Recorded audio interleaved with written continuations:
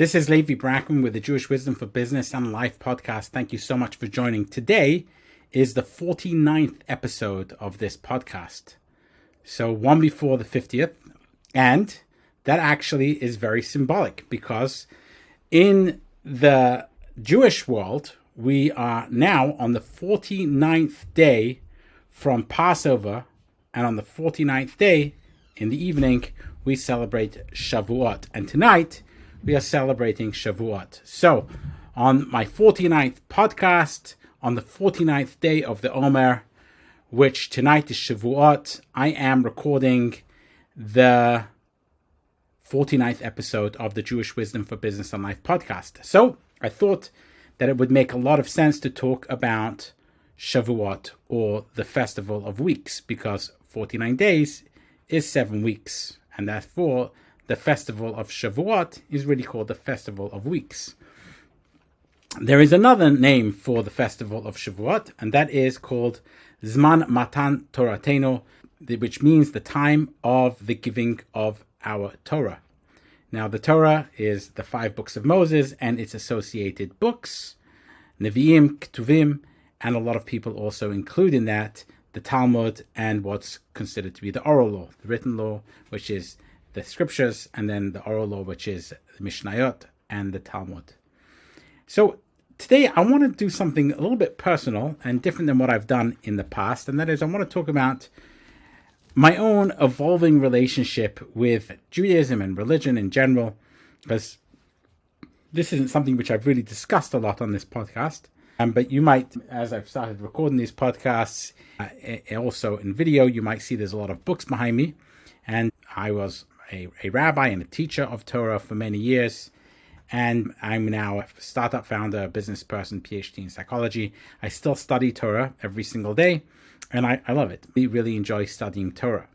Now, but my relationship with Torah has changed significantly over the years. And my relationship with religion and how Torah and how I see Torah in my life has also changed significantly over the years. Now, as one grows and one becomes more knowledgeable and one gains more insight and one is able to assimilate more data, what happens is that one changes one's perspective. One is a child, has a very primitive, if you like, a very sophomoric, a very junior kind of view of things, because one only knows what one is taught, and the people who teach one as a child usually are not that knowledgeable either.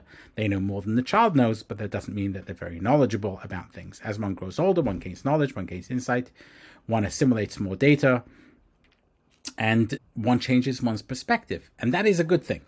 That's called growth.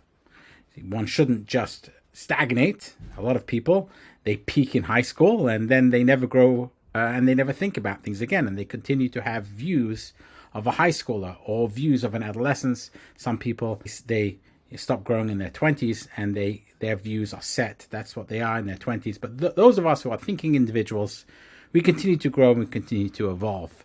So I want to talk a little bit about my personal relationship with Judaism and religion and what Shavuot means to me today at my age of 45 years old. And after I've evolved significantly. So a little bit about like where I came from. Was brought up in a Hasidic house. My father wasn't Hasidic, but my mother was. And because of that, I went to Hasidic schools, the Chabad Lubavitch variety. And it was a pretty intense upbringing, I would say, especially my education, because we weren't taught English or math. We studied either Talmud or Chumash or the Bible all day long. And we actually were taught in Yiddish. So I speak a fluent Yiddish, and that's because that's what we were taught growing up. And I've spoken about this on other podcasts. That kind of upbringing was pretty intense. My father was a scientist, so we did get a dose of kind of, unlike some of my peers who didn't get it, but we did get quite a bit of a dose of open-minded, and we were exposed to science as well. Not from an educational perspective, but my father being a scientist, we got exposed to that. I won't get into all those details because it's not as interesting as what I want to discuss, which is what it means to me today. And the reason why I think it should be relevant to a lot of people who listen to this is because I'm sure if you've listened to this podcast, it's because you're a thinking person, and you're a person who likes and appreciates a pretty open and well thought out view of things. And therefore, I think I owe it to you to give you a more nuanced approach to religion, because I think it's been very helpful to me, and maybe therefore very helpful to you as well, how I've come about to think about things. So let's start off with the way in which religion was presented to me as a child. And it was presented to me as this is the truth, the only truth. And in some ways, this truth rivaled scientific truth. And the way it was presented to me as a child was that, well, science changes, religion never changes, the Torah is the fact and the truth, everything is in the Torah, there's nothing which can't be found in the Torah, even, for example, Einstein's theory of relativity, well, that too is found in the Torah. And if you can't find it there, that's only because you don't know how to look for it well enough. But if you look for it well enough, it will be in the Torah, because the Torah is the source of all knowledge, and everything is there, and it is the ultimate of all truth. And that's the way it was presented. And the Torah, the world was created in 6 days, 6 actual days of 24 hours. God said there should be light, and in fact there was light, and that is what happened. God threatened Noah that there would be a flood, and told him to go out there and get the people to repent, and if they didn't, there would be a flood and he would kill all people. God got angry, people didn't listen, he created a flood and killed off most of humanity, etc., etc., etc. These were all facts taught to me as this is just the way it is, and we didn't question it. We believed it 100%, and we weren't exposed to anything different, so we didn't have an opportunity to believe anything different, because this is just the way it was presented to us. And we obviously were taught that somehow the Torah was superior. Science changes, scientists change their mind the whole time. Torah never changes its mind, it's always true. I remember one teacher telling us that what is called a lying river, a river which dries up once every 7 years, is called a lying river, because it's not truthful, because something which is truthful is always the same forever. And science is something which changes, and since it's subject to change, therefore it's not true, it's false, whereas the Torah and religion never changes, and therefore it is the truth. And that's how it was presented to me. So we have the truth, very fortunate that we are able to accept the truth, and that is the way it is. Now, over time, as I grew up, I started to notice that maybe things didn't seem to be the absolute truth as was presented to me. Maybe there are things in the world which seem to contradict this truth of the Torah. And specifically, we were taught that rabbis and what they were called tzaddikim or rebbes were these infallible individuals who could never mistake, and could never make a mistake, and they always did what was right. They were presenting the word of God on earth to us, and we need to listen to what they had to say. So in every generation, you have this person called a tzaddik, and the tzaddik is this person who you have to listen to because he is the conduit for God in this world. And as a Hasid, we had a big tzaddik who was in our life at the time, Rabbi Schneerson. And he was somebody, Menachem Mendel Schneerson, he was somebody who we revered. We would wake up in the middle of the night because we were in England, and he would give these long talks for 5-6 hours, starting at 9 p.m. New York time. So 9 p.m. New York time, that's 2 a.m. in the morning. We would wake up at 2 a.m. I was a little kid, and we would wake up at 2 a.m. to listen to him talk in Yiddish for hours. We would go to sleep at 6 a.m. after he had finished talking, and that was part and parcel of what we did. And we revered him, and he was this person who every question we had, we asked him, and my mother would, in particular, go and ask him questions. She wouldn't tie a shoelace, so to speak, without asking him which she should tie it. And that's how we lived our life. But over time, this started to show some cracks, because it just became apparent that, you read the Bible, and you read even the stories of Genesis, and really? The world was created in 6 days, 6 actual days, and by God saying it, and this is the sum total of how the whole of existence came into being. And the story of Noah and the flood, because God decided that he wanted to bring the flood, therefore the flood came. And the story of of Abraham and the kings, on and on. All the stories, they just, I read them, it didn't sit well with me, and I struggled with this being the truth and the ultimate truth, a truth which rivaled science. And it just became really apparent to me this might not be the case. And then when I was about 16 years old, this great rabbi who we revered, and who he seemed to indicate very strongly that he was the Messiah, and he was the person who was going to bring about the redemption of all of this. He was the culmination of all the prayers and everything of all of history, if you like, was going to happen through him, and he was going to be the Messiah, redeem the Jewish people from the exile and take us all back to Israel on these clouds of glory. And he spoke in these very messianic terms, and a lot of us, his followers, really believed that he was going to be the Messiah. And together with that, he wasn't going to die. And he was actually very sick. He'd suffered a couple of strokes, and he was a very sick man, but we didn't believe that he would die. We believed that he would bring about the Messianic age, and somehow he would miraculously become well again, as Messiahs do, and he would create this and usher in this Messianic age, this miraculous age, where all spirit of impurity would evaporate from the land, and we would live a life of absolute and total utopia. And we really believed that. And then he passed away, and that was a massive jolt to my faith. Massive. Can't underestimate what a significant jolt that was to my faith. We really believed that with complete sincerity as children. And we were taught that. We were taught that this was the greatest man to ever exist. And that was, a lot of it was encouraged by him. And that crisis of faith evolved over a long period of time. It had the multiple phases of it. But I think it probably came to a head when I was about 30. So I'm talking about 15 years ago. And I realized that I just didn't really believe in this. And I needed to make some major changes. But here's the thing that happens when one realizes that one really doesn't believe in something that one was brought up with, because it's a very, very destabilizing thing to take place. Because one's entire value system is entirely wrapped up in this belief system. And once that goes away, what happens to one's values? That also disappears. And one's values makes one who one is. And because it's not just a belief system, it's also like how you think about life, what your morals are, how you behave, what your identity is. And when that goes away, it's a very significant crisis, and one which should not be at all underestimated for anyone going through that.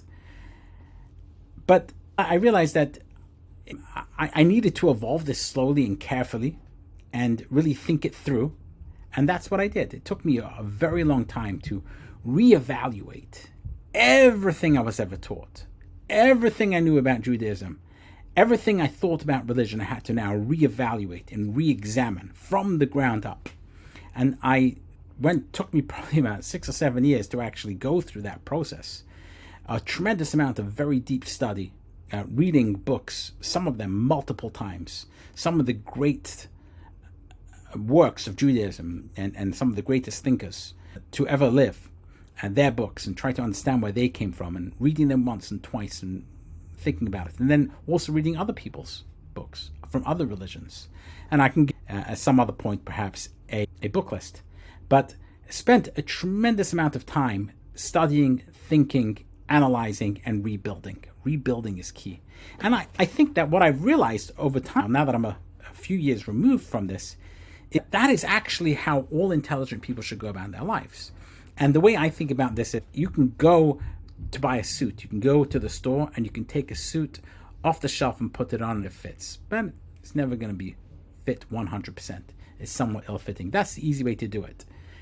Or one can go and get one tailored, and that it fits you perfectly. It's tailored 100% for your body. And that is the better suit to wear.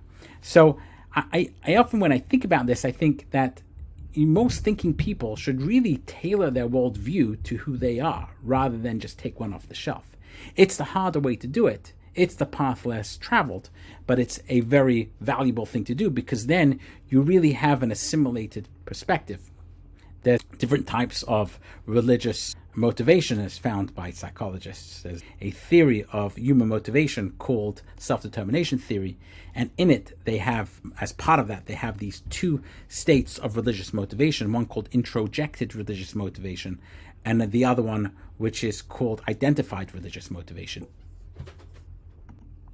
Introjected religious motivation is when you are motivated to be a part of your religion because of something outside of yourself. It's because perhaps you are wanting to be a part of a community, or you're scared that if you don't do it, you'll be thrown out of the community, or because you're scared that you don't want to go, you're scared of going to hell, for example, or because you are worried that your family will disown you if you don't, or you want to be more part of your family. Whatever the reasons are, it's not because it's you. And identified religious motivation is this concept that the reason why you are motivated to be part of the religion is because you fully identify with the ideas within the religion. And what they find is that people with identified religious motivation have a healthier attitude towards religion, in fact, are much more likely to be more tolerant of others, and also not to be as dogmatic. Whereas people with introjected religious motivation are much more likely to be dogmatic, and they're much more likely to be intolerant of other people who have opinions that are different than their own. The reason why I bring this up is because I think that the thinking person should go through a process where they relearn their religion and relearn the basis for their religion to the degree where they have an identified religious motivation, where they feel that the religion which they practice, that is part of their life, is really identified with who they are on the deepest levels. And that doesn't happen on its own. That happens through a process. So it's a process one needs to go to rebuild within oneself, or to build from the get-go this motivation, or this basis for religion and for one's relationship with the religion, which is very much identified with who one is on the deepest of levels. So I went through this process, and it took me probably 5, 6, or 7 years till I got there. And fast forward, I just want to let you know where I got to. Because today I still study religion, and I study the Torah, and I study the Talmud very regularly. And I study it, though, from a completely different perspective than I studied it previously. Today, I don't see religion and the Torah as being the truth. Rather, I see it as containing truths. And what do I mean by this? The truth would be this thing which is the ultimate of the facts, the ultimate of what exists. But truths are things which are constant in the world. They teach you something fundamental about how things are, rather than the way things are. How things are rather than the way things are. And what I mean by that is, when you have a truth, you can say something like, for example, there is something beyond the physical. Now that's a truth. Is it the truth? Maybe we don't have any evidence for it, and so therefore we don't know that it's the truth. But it's a truth. It's a truism. It's something that you can live your life with. One should be kind to one's fellow. What is that? The truth, or is it a truth? It's a truth, right? It's a difference. It's interesting that today we have this thing called, in the political realm, you have truth social. So truth social, again, is trying to tell you this is the truth. But the reality is that humans have a great difficulty finding the truth. Everyone has their own truths. And religion offers you some truths to live by. And that's incredibly valuable to have that in one's life, rather than the truth. So often one gets confused between the truth and truths. And the truth is maybe science can get closer to the truth, because we have ways in which we can measure things according to science. But even science doesn't own the truth. So the truth is something which is a very challenging thing. As a matter of fact, the word truth almost doesn't exist in the Bible. Interestingly, truth and as is acquainted with kindness, as Abraham says to his servant Eliezer, do with me a truth and a kindness. In other words, the idea of truth doesn't mean this is factual, this is the truth, constant, forever. Rather, it means that this is something which is equated with kindness, which is do me a truth and a kindness. In other words, do me a solid, do me something good, is what it means. So that doesn't mean that one shouldn't be truthful. One should try to be truthful. As a matter of fact, there is no obligation in the Torah to say one should be truthful. It just says, midvar sheker tirchak, keep far away from falsehoods. So don't be fraudulent. Don't be falsehoods. It doesn't say to be truthful, because the Bible had enough truth within it, enough of the truths to understand. And this is one of the truths of the Bible, which ironically modern day religion just completely doesn't talk about, and actually makes it doesn't exist. It doesn't say you're obligated to be truthful or for the truth, because one doesn't have the ability to know what the truth is. That's not possible. But one does have the possibility to keep as far away from falsehoods as possible, because one knows what seems to be false. So if you keep as far away from falsehoods as possible, then you'll get closer to the truth. But the idea of this is the truth, the ultimate truth in this, is not something which even the Bible itself makes a claim for. It just tells you to keep away and keep a distance from falsehoods. So the way it was presented to me as a child, that this is the truth, and this is this one man, this is the man who embodies all of the truth, and it never changes because it's the truth, is just simply not the case. And even the Bible itself, the Torah itself, doesn't present itself as such. It presents itself rather as a book of truths rather than the truth. So take back to the world was created in 6 days. Is that the truth? I would contend today, absolutely not. The world was not created in 6 days. The world was evolved over billions of years. But the 6 days of creation is teaching us a truth. Not the truth, but a truth, which is incredibly valuable to us in our life. It teaches us that the world didn't just come about, just out of nothing. Rather, it was an intentional thing that was created by a being that is higher than ourselves. And it spoke that way to the ancient Semites in a way in which they would also be able to comprehend this truth. So therefore, the story, which is a very powerful story, was created in a way in which they would understand the truths that were being conveyed through the story. Now, if one sees all the stories of the Bible that way, then one doesn't have the same kind of challenges that I had as I was growing up. One doesn't look around and say, hey, this isn't true. And if it's not true, what else isn't true that I've been taught? Rather, these are truths, and these stories convey truths that you can take into your life in a very powerful way. And by those truths, then those become very valuable in your life. Very, very valuable in your life. Because through that, you can actually gain truths which can help you live your life, the best life.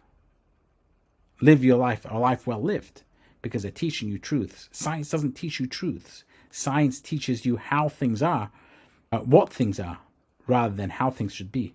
Whereas the Torah and religion teaches you how things should be. And this is a very, very important distinction which should be made. So today, what is my relationship with the Torah? Well, the relationship with the Torah is not that this is the book of truth, but this is a book of truths. And through those book of truths, I'm able to learn things and gain insight and wisdom and bring some of those ideas into my life in a way in which is incredibly valuable and can help me live a life well lived. And therefore, I still have it as very valuable in my life, and I look at it as a valuable book and as a book which I should continue to study and learn. It contains the wisdom and truths of my people, my heritage, and for generations upon generations. Some of the smartest people in the world have read this, put their time and effort into studying it and giving commentaries about it. And therefore, it's valuable to read. It's part of my heritage. And it conveys these truths which are incredibly valuable to me and in my life. And today, therefore, as we hit Shavuot, the 49th episode of this podcast, on the 49th day of the Omer, and Shavuot is coming, we celebrate the giving of the Torah, the giving of this book which contains truths, timeless truths, that can help us live our life and live a life well lived. from now and into the future, and many, many people in the past. But I would just caution people, please, as you teach the Torah, just be truthful about what it is. And to be the irony that I'm using the word truthful. The Torah itself never claimed to be a book of the truth, but rather a book of truths. And if one is much more honest with one's students, that this is a book of truths, and one which one should read and then try and assimilate these ideas and truths in one's life in the best way possible to live a life best well lived, then that is a much easier way in which one can accept that this is a book of value, other than saying this is the truth and it rivals science, because at that point it becomes something which one can demonstrate to be false, and then you are now contravening the idea of midvah sheker tirchak, of please keep as far as possible away from falsehoods.